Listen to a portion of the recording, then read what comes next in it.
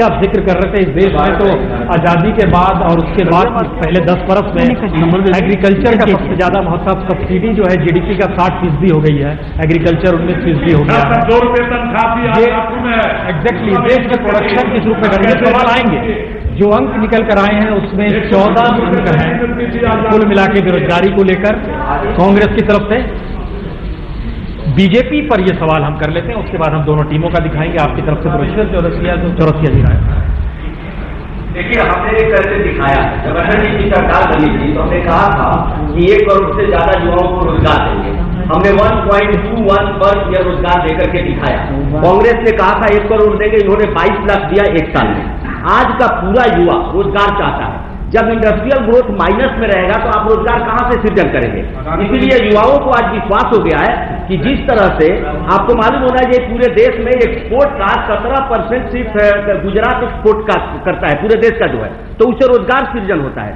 अगर इंडस्ट्री आप नहीं लगाएंगे तो रोजगार नहीं होगा, सारी चीजें बाहर से मंगानी पड़ेगी। तो आज जो 11 करोड़ युवाओं की बात कर रहे हैं, चाहे महिला हो या पुरुष हो, वो चाहते हैं हमें रोजगार मिले, हमें अच्छी नौकरी मिले, और वो सिर्फ विश्वास करते हैं कि नरेंद्र मोदी जी ने गुजरात में किया है, मध्य प्रदेश में हमने किया है, छत्तीसगढ़ में किया है, तो सिर्फ भारतीय जनता पार्टी कर सकती है। इसीलिए विश्वास युवाओं में भी बढ़ा है और देश की जनता में भी। आप देख लीजिए, पहली बार देश की जनता ने, सुन लीजिए, पहली बार देश की जनता ने अपना पीएम कैंडिडेट मान चुका है, पहली बार मान लिया है, तो इसी का प्रमाण है। हाँ, बेरोजगारी पर सवाल जो था, ये वाकई प्रणब मुखर्जी ने 1 करोड़ का जिक्र किया था पहली बार बजट के समय। एनडीए ने इससे रोजगार दे दिए कि युवाओं ने सोचा एनडीए को ही हटा दो, इंडिया चाइनीज को ही हटा दो, इससे रोजगार दे दिए।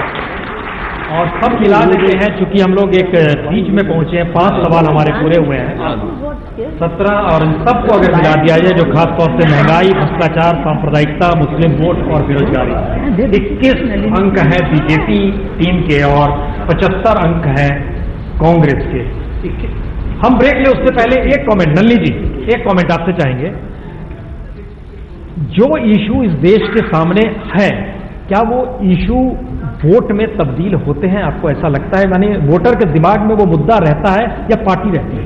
मुझे लगता है कि वोटर के दिमाग में जाति रहती है और पार्टी भी रहती है और मुद्दे भी रहते हैं। ये एक किस्म से सम्मिश्रण है इस चीज का। लेकिन प्रसून, अगर इजाजत है, एक छोटी सी चीज के, क्यों जब नदीम जी यहाँ बहुत अच्छा बोले कांग्रेस के या पुरी जी बोले, तो उनको मार्क्स कम क्यों दिए? क्योंकि जो होना चाहिए नहीं, जो सब्सटेंस होना चाहिए, सब्सटेंस नहीं है, वक्ता अच्छे हैं, लेकिन अगर उसमें चीज नहीं है तो फिर कैसे दे? एक कमेंट खाली चाहेंगे शशिशेखर जी, क्या इस देश के भीतर, पार्लियामेंट के भीतर जो बहस होती है वो लोगों को प्रभावित कर पाती है? इस देश के पार्लियामेंट की सबसे बड़ी आयरनी है कि वहां बहस होती ही नहीं है। अगर आप पार्लियामेंट के सारे मुद्दे उठाकर देखिए तो वहां आज तक गरीबी पर, भूख पर, शिक्षा पर, चिकित्सा पर, मानवीय सामाजिक निर्माण पर कितनी गंभीर बहसें हुई हैं। और मुझ जैसे लोगों को बड़ी निराशा होती है जब मैं लोकसभा या राज्यसभा टीवी खोलता हूं और मुझे लगता है कि मेरे सुनने लायक कोई भाषण नहीं है। तो ये एक आयरनी है। राम कृपाल जी, क्या इस देश में जो व्यवस्था की गई लाइव टेलीकास्ट की, कि पार्लियामेंट देख लीजिए लाइव, ये एक ट्रांसपेरेंट स्थिति लाने वाली परिस्थिति थी या इस देश को इस बात से ज्ञान कराने की परिस्थितियां थी कि देखिए देश ऐसे चलता है? क्या कहना चाहिए? देखिए, ये था कि जो कुछ पहले हम किताबों में पढ़ते थे और सिर्फ साक्षर ही उसको जान सकता था, आज टेलीविजन या मीडिया ने ये कर दिया है कि निरक्षर भी देखता है कि इस मुल्क में नहीं दुनिया में क्या हो रहा है। ओके, उसका असर वोट देते समय इसीलिए बता रहा हूं, क्योंकि अब लोग देखने लगे हैं, इसीलिए लोग, मैं आपको बता दूं कि जैसा शशि जी कह रहे थे, 1975 में जयप्रकाश जी के मूवमेंट में ये नारा लगता था, यह सब अब ना चलने देंगे, हमने कस्में खाई हैं, और जो लोग ये नारा लगा रहे थे 75 से लेकर के 2014 तक उन्होंने पार्लियामेंट में आर्थिक मुद्दों पर बहस नहीं होने दी।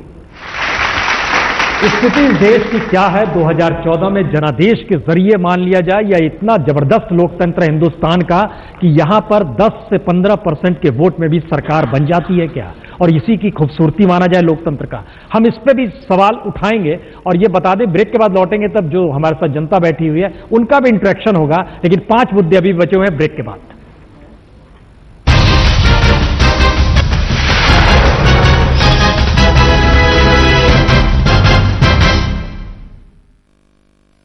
आज तक के ग्राउंड पर बीजेपी और कांग्रेस के बीच ये सुपरहिट मुकाबला जारी है। जबरदस्त गेंदबाजी, जबरदस्त बल्लेबाजी दोनों कप्तानों यानी कि मुख्तार अब्बास नकवी और राशिद अल्वी को अपने अपने खिलाड़ियों को समझाना भी पड़ रहा है। बहुत ज्यादा ये मैच अब अपनी चरम पर पहुंचता हुआ नजर आ रहा है। आधा खेल हो चुका है, यानी कि 5 मुद्दे पूरे, 5 मुद्दे बाकी। T20 से बिल्कुल आधा, चुनाव में वक्त बहुत कम रह गया है, तो 10 ओवर का मैच है, 5 ओवर का मैच हो चुका है 5 मुद्दों का, 5 मुद्दे बाकी हैं। और आंखों देखा सईद, हम देख रहे हैं कि लगातार अपील भी चल रही है, चौके छक्के भी लगाए जा रहे हैं, लेकिन फिलहाल बीजेपी की टीम 5 अंकों की बढ़त लेकर आगे है। हम चलते हैं ग्राउंड पर और प्रसून जी के साथ देखते हैं कि हमारे तीनों जूरी यानी तीनों अंपायर के साथ प्रसून जी वहां मौजूद हैं और दोनों टीमों का खेल करा रहे हैं। तो हम सीधा चलते हैं ग्राउंड पर। जी यकीनन, फिर से स्वागत है आपका। और खास तौर से जिन मुद्दों पर चर्चा हो चुकी है वो इस चुनाव में अलग अलग जगहों पे बाखूबी घूम रहे हैं, चाहे वो भ्रष्टाचार का मुद्दा हो, महंगाई का मुद्दा हो, या इन सबसे इतर सांप्रदायिकता, मुस्लिम वोट और शायद बेरोजगारी। कुछ सवाल लोगों के जहन में होते हैं कि दरअसल ये देश तो मल्टीपल पार्टी, कई राजनीतिक दल हैं, ऐसे में हम लोग कांग्रेस और बीजेपी के साथ ही बैठे हुए क्यों हैं? बीजेपी और कांग्रेस के भीतर भी ये सवाल रहे हैं कि इस देश में 2 पार्टी सिस्टम हो जाना चाहिए या फिर छत्रपों का महत्व नहीं रहना चाहिए। एक बड़ा बहस का मुद्दा रहा है हमेशा से, लेकिन जब से इस देश में मंडल कमीशन की बात हुई थी उसके बाद से राजनीतिक मिजाज इस देश का बदला। अब आ जाते हैं सीधे उस मुद्दे पर जिसके जरिए बार बार सवाल उठते रहा है कि क्या विदेशी पूंजी, विदेशी बाजार, उसके जरिए देश अपने आप को सहेज सकता है? मुद्दा है एफडीआई। राशिद साहब, एफडीआई को लेकर कौन कहेंगे? जयवीर शेरगिल साहब। जहां तक आर्थिक नीतियों की बात है और एफडीआई, बीजेपी की एक खसियत रही है, वो जब जब विरोध करते हैं उसके पीछे सिर्फ शोर होता है, ना इकोनॉमिक रीजन, ना लॉजिक, ना रैशनल, ना फायदा, ना नुकसान, ना एम्प्लॉयमेंट, इंफ्रास्ट्रक्चर, जॉब क्रिएशन, इन बातों का कोई मतलब नहीं होता। ये भी हमारी यूपीए की नीतियां हैं जहां आज कोई ऐसा फाइनेंशियल इंस्टीट्यूशन नहीं है वर्ल्ड का जो हमारी तारीफ नहीं कर रहा। Japan bank for international corporation, ENY, ऐसी कई संस्थाएं जहां आज हम वर्ल्ड एग्जाम्पल बन चुके हैं। ये हमारी नीतियां हैं जहां $318 बिलियन एफडीआई में आए। एनडीए के दौरान $19 बिलियन, 2014 से 9 $114 बिलियन, 2009 के बाद $184 बिलियन। एफडीआई रिटेल की बात कर ले, ये इनकी दूसरी खूबी है कि हमेशा सहूलियत की राजनीति करते हैं। 27 फरवरी 2014 नरेंद्र मोदी इन्वेस्टर्स के सामने कहते हैं एफडीआई रिटेल जरूरी, आज नहीं। दूसरा, आज क्या नहीं जानते, किसान जिसको ₹2 मिल रहे उसको ₹30 मिले। Cyclic procurement from small scale industries, infrastructure बढ़े। एक भी आंकड़ा बता दे कि एफडीआई रिटेल का क्या नुकसान है? सिर्फ शोर है, कोई रीजनिंग नहीं। सिर्फ शोर होता है। बहुत सीधा पॉइंट क्या है, इस पे हम चाहेंगे आप अपने वोट डालें। एफडीआई को लेकर ये सवाल बार बार, हमें लगता है जवाब आएगा उसके बाद हम इस पे सीधा पॉइंट करेंगे। वोट दे दिया गया है, जवाब दे दिया गया है। एफडीआई पर देखिए कांग्रेस की तरफ से जो बात कही गई उस पे ज्यूरी का मत है शशि शेखर जी का 7, नलिनी सिंह जी का 6, रामकृपाल इन सबसे जोड़ दिया जाए 20। ये एफडीआई 20 अंक के साथ सबसे बड़ा स्कोर किया है इस पूरे दौर में, जो भी इश्यू निकल कर आए हैं। नकवी साहब, एफडीआई को लेकर कौन कहेंगे? भूल गए कि गोल्डमैन सैक्स और S&P ने इसी सरकार की जो इकोनॉमिक प्राइम मिनिस्टर, उनकी रेटिंग डाउन कर दी है। हम लोग B- में चले गए।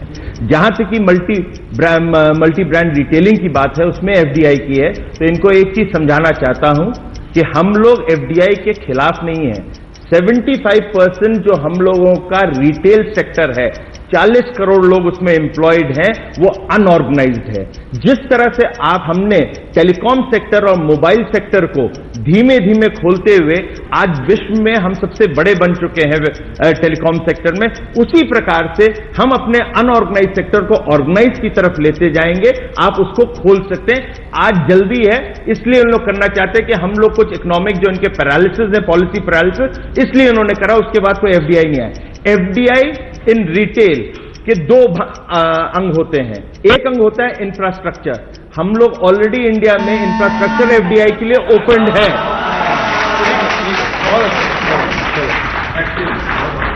एफडीआई एक ऐसा इशू है जो आम वोटरों को लगता होगा पता नहीं इसके जरिए देश की इकोनॉमी संभलेगी, सुलझेगी, लेकिन टू द पॉइंट जिस तरीके से बीजेपी और कांग्रेस की राय रही है उसमें पहली बार यह भी नजर आया है कि 7, 6, 13 सब तीनों को मिला दिया जाए तो बीजेपी 19 और इन सभी को अगर मिला दिया जाए जो अभी तक 5 और 6 मुद्दे थे 100 अंक 3 बीजेपी के हैं, सेंचुरी बन गई है और 95 3 कांग्रेस कांटे की टक्कर है और बड़ी शांत स्थिति में जा रही है। महिला सुरक्षा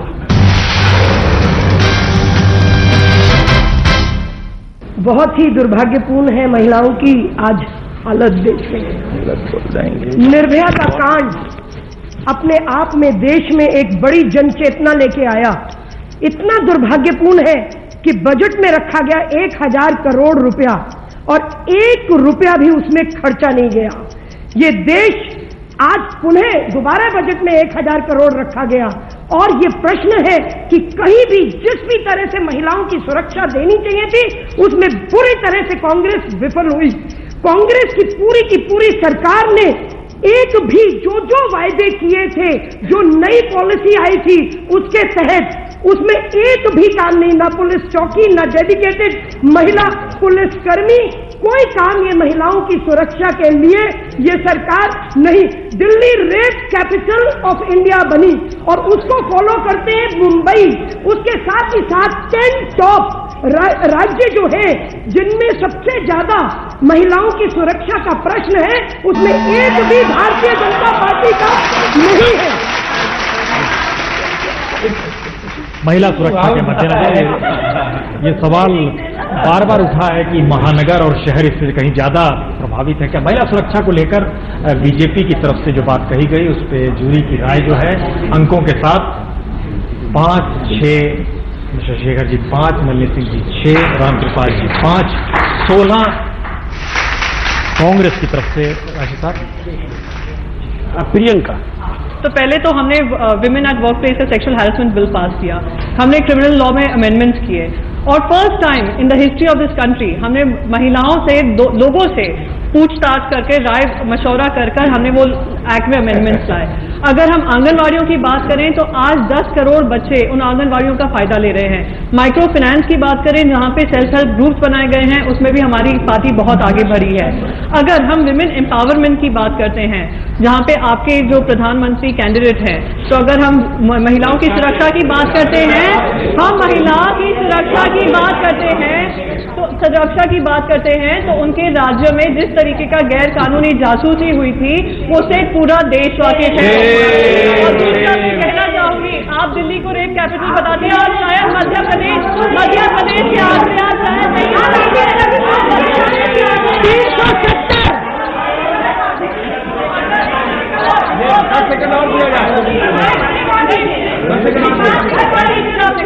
मैंने किसी का नहीं किया, मुझे 5 सेकंड मिला जाएगा, मैं बोलूंगी। और मैं बस ये कहना चाहूंगी एक हमारे उपाध्यक्ष है जो हर रैली में विमेन एम्पावरमेंट की बात करते हैं वो मैनिफेस्टो में पाया जाएगा। महिला सुरक्षा और वो हमें लग रहा है कि देखिए जूरी जो बैठी हुई है इस बात को भी ध्यान देगी, जूरी इस बात को भी ध्यान देगी कि अगर आपको रोका जा रहा है तो वो आपके हक में चला जाए। अगर जूरी इस बात को करेंगे मैंने कहीं नहीं वो आपके हक में भी चला जाए, वो मेरे ख्याल से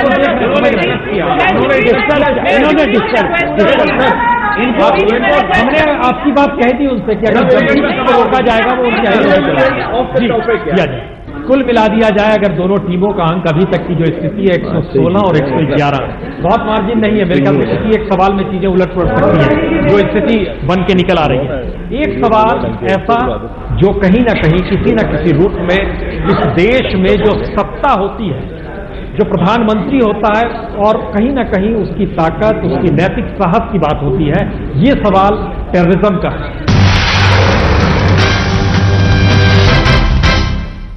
आतंकवाद पर नकेल कसने के लिए इस देश के भीतर बेचैनी आज से नहीं है। याद कीजिए दुनिया ने पहली बार देखा था 1993 मुंबई ब्लास्ट। अपने तरीके का ये पहला ब्लास्ट था पूरी दुनिया में, जिस सिस्टमेटिक तरीके से किया गया था, लेकिन किसी को नहीं पता था बात उसके आगे बढ़ती चली जाएगी। हम इसमें एक छोटा सा हिस्सा जोड़ रहे हैं, राशिद साहब पहले आप ही लोग बोलेंगे इस पे। इसमें जिक्र हल्का सा नक्सलवाद का भी हो तो अच्छा रहेगा। टेररिज्म, आतंकवाद और नक्सलवाद दोनों को हम मिला दे रहे हैं, जिक्र हल्का सा हो। कौन कहेंगे इस पे? पढ़ना मुझे पढ़ना। मैं सबसे पहले आपका ध्यान आकृष्ट कराना चाहूंगा नक्सलवाद के मुद्दे पर, क्योंकि आज जो है वो सबसे बड़ी समस्या है। जहां तक भाजपा की विचारधारा के बारे में हमें मालूम है कि वो नक्सलवाद हो तो उसके बारे में सीधा वो जीरो टॉलरेंस की बात करते हैं, जिसका मतलब है कि अगर किसी को आपत्ति है आपके समाज में, आपके विरुद्ध, तो आप उसको खत्म कर दें, उसको बंगाल की खाड़ी में जाकर फेंक दें। और जहां तक आतंकवाद की बात है तो ये भी किसी से छुपा नहीं कि उनका क्या रवैया रहा हो, चाहे वो कंधार का हो, चाहे वो पार्लियामेंट अटैक का हो, बिल्कुल ढुलमुल रवैया रहा है। भाजपा का अगर इंटरेस्ट है आतंकवाद या नक्सलवाद को लेकर के है तो वो आदिवासियों के अलावा उनकी मिनरल संपदा, उनका जो खनिज पदार्थ है उसमें है कि वो उसका एक्सप्लॉयटेशन कर सकें, उसको कॉर्पोरेट लोगों को बेचा जा सके। आप आंकड़े देखेंगे प्लानिंग कमीशन के 12 प्लान के आंकड़े, तो उसमें गुजरात में जो आदिवासी विस्थापन हुआ है 78% जमीन जो है वो आदिवासी टाइम अप कर रहे हैं। ये बड़ा महत्वपूर्ण सवाल है, हमको लगता है इधर से भी जवाब आएगा। और क्योंकि आतंकवाद है, आतंकवाद या माओवाद वो राजनीतिक मुद्दा नहीं है, राष्ट्रीय मुद्दा है, राष्ट्रीय हितों से जुड़ा हुआ मुद्दा है। जब कांग्रेस पार्टी की सरकार बनी तो सबसे पहला काम उन्होंने किया जो आतंकवाद के खिलाफ एक मजबूत हथियार था, पोटा, तत्काल उसको हटाया। और पोटा को ये कह के हटाया कि इसका इस्तेमाल, इसका दुरुपयोग हो रहा है। और जिस दिन ये हटा उस दिन आतंकवादियों को, देश के राष्ट्र विरोधियों को ये मैसेज